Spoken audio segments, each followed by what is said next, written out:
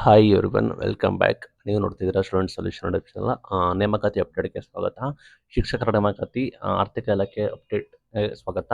ನಿಮಗೆ ಗೊತ್ತಿರೋ ಹಾಗೆ ಮುಖ್ಯ ಕಾರ್ಯದರ್ಶಿ ಡೈರೆಕ್ಷನ್ ಮಾಡಿರೋ ಕಾರಣ ನೇಮಕಾತಿ ಪ್ರಕ್ರಿಯೆ ನಾವು ಶುರು ಮಾಡ್ತಿದ್ದೀವಿ ಅಂತ ಹೇಳಿದ್ದಾರೆ. ಕಾನ್ಸ್ಟೇಬಲ್ ನೇಮಕಾತಿ ಇರ್ಬೋದು, ಗ್ರೂಪ್ ಸಿ ಹುದ್ದೆಗಳ ನೇಮಕಾತಿ ಇರ್ಬೋದು, ಅಲ್ಲಿ ಯಾವುದೆಲ್ಲ ಪ್ರಸ್ತಾವನೆ ಬರುತ್ತೆ ಜೂನ್ 15 ಒಳಗಡೆ ಅದನ್ನ ಜೂನ್ 20ರಂದು ಅಧಿಸೂಚನೆ ಹೊರಡಿಸ್ತಾರಂತೆ. ಜೂನ್ 23ರಿಂದ ಜುಲೈ 18ರವರೆಗೆ ಅಪ್ಲಿಕೇಶನ್ ಆಹ್ವಾನ ಮಾಡ್ತಾರಂತೆ. ನಂತರ ಜೂನ್ನಿಂದ ಆಗಸ್ಟ್ವರೆಗೂ ಯಾವೆಲ್ಲ ಪ್ರಸ್ತಾವನೆ ಬರುತ್ತೆ ಅದನ್ನು ಸೆಪ್ಟೆಂಬರ್ 1ರಿಂದ ಅಧಿಸೂಚನೆ ಮಾಡಿ ಸೆಪ್ಟೆಂಬರ್ 3ರಿಂದ 30ರವರೆಗೂ ನಾವು ಅಪ್ಲಿಕೇಶನ್ ಮಾಡ್ತೀವಿ ಅಂತೇಳಿ ಪ್ರಸ್ತಾವನೆ ಸಲ್ಲಿಸಿದರೆ ನಾವು ಅಪ್ಲಿಕೇಶನ್ ಮಾಡ್ತೀವಿ ಅಂತ ಮಾಹಿತಿ ಕೊಟ್ಟಿದ್ದಾರೆ. ಇದನ್ನು ಕೆ ಎ ಅವರು ಕೂಡ ಮಾಹಿತಿ ಕೊಟ್ಟಿದ್ದಾರೆ.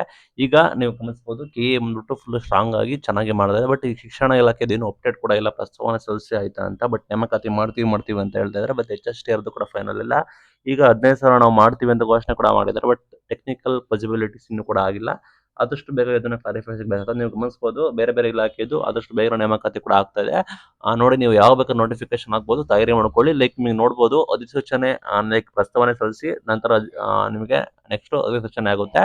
ಅಧಿಸೂಚನೆ ಆದ್ರೆ ನಿಮಗೆ ನೆಕ್ಸ್ಟ್ ಎಕ್ಸಾಮ್ ಡೇಟ್ ಕೂಡ ಆದಷ್ಟು ಬೇಗ ಅನೌನ್ಸ್ಮೆಂಟ್ ಆಗುತ್ತೆ. ಈಗ ಈ ರೀತಿ ಕೆ ಬಂದ್ಬಿಟ್ಟು ಚೆನ್ನಾಗಿ ನಡೆಸ್ಕೊಂಡು ಬರ್ತಾ ಇದೆ. ಬಟ್ ಇಲ್ಲಿ ಶಿಕ್ಷಣ ಇಲಾಖೆಯವರು ಯಾವುದೇ ರೀತಿ ತಲೆ ಕೆಡಿಸ್ಕೊಳ್ತಾ ಇಲ್ಲ. ಸಾಕಷ್ಟು ಸಮಸ್ಯೆ ಕೂಡ ಆಗ್ತಾ ಇದೆ. ಹಾಗಾಗಿ ಇದು ಬಿಗ್ ಅಪ್ಡೇಟ್. ಯಾರೆಲ್ಲ ಇದ್ದೀರಾ ದಯವಿಟ್ಟು ಎಚ್ಚರವಾಗಿರಿ. ನೇಮಕಾತಿ ಕುರಿತು ಯಾರೆಲ್ಲ ಶಾಕಿಂಗ್ ಅಪ್ಡೇಟ್ ಮಾಹಿತಿ ಕೂಡ ಬರ್ತಾ ಇದ್ದಾವೆ.